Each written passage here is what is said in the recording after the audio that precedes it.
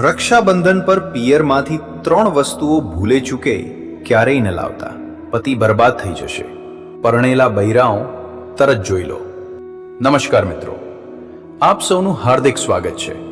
વાલા ભક્તજનો, રક્ષાબંધનનો પવિત્ર તહેવાર ભાઈ બહેનના પ્રેમ, ભરોસા અને અતૂટ સંબંધનું પ્રતીક માનવામાં આવે છે. આ દાડે બેન પોતાના ભાઈના કાંડે રાખડી બાંધે છે અને ભાઈ આખી જિંદગી એની રક્ષા કરવાનો સંકલ્પ લે છે. પરણેલી બૈરાઓ માટે રક્ષાબંધનનો તહેવાર પિયર સાથે જોડાયેલી જૂની યાદો અને લાગણીઓને પાછી જીવંત કરનારો દાડો હોય છે.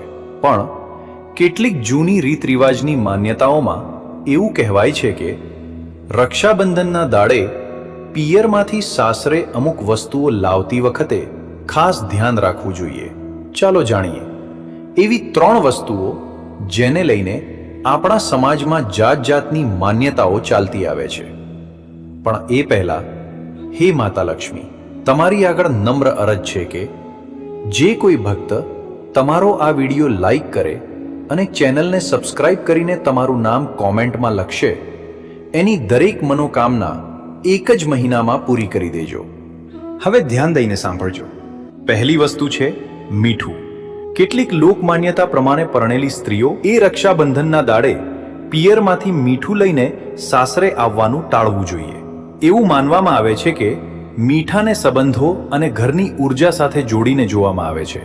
જો કે આ કોઈ ધાર્મિક રીતે ફરજિયાત નિયમ નથી, પણ એક જૂની પરંપરાગત માન્યતા છે. બીજી વસ્તુ છે કાળું કપડું કે કાળા રંગની વસ્તુ. ઘણા ઘરોમાં શુભ તહેવારના દિવસે કાળા રંગની વસ્તુ આપવી કે લેવી ટાળવાની રીત ચાલે છે. માન્યતા છે કે રક્ષાબંધન જેવા શુભ દિવસે લાલ, પીળા, લીલા કે બીજા શુભ રંગોનો ઉપયોગ વધારે સારો માનવામાં આવે છે.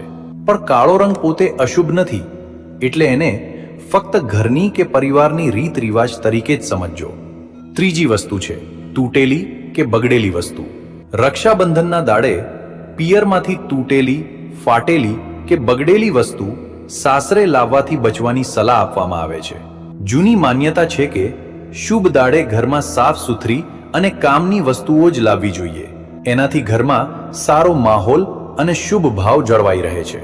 મિત્રો, અહીં એક વાત હંમેશા ધ્યાનમાં રાખજો કે આ માન્યતાઓનો હેતુ કોઈના મનમાં ડર બેસાડવાનો નથી. એવો કોઈ પાક્કો ધાર્મિક નિયમ નથી કે આ વસ્તુઓ લાવવાથી પતિનું જીવન બરબાદ થઈ જશે કે પરિવારમાં કોઈ અનહોની જરૂર થશે જ. મિત્રો, વિડીયો ગમ્યો હોય તો લાઈક અને સબસ્ક્રાઇબ જરૂર કરજો.